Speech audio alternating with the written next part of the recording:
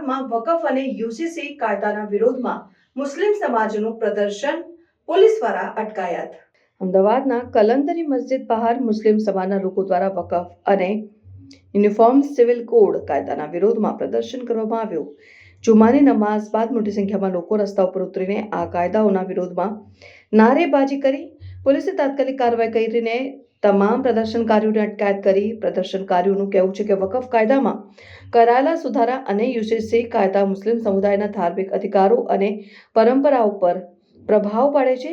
તેમણે આ કાયદાઓને સમુદાયની ઓળખ અને સ્વતંત્રતાને ખતમ કરવાના પ્રયાસ તરીકે વર્ણવ્યા.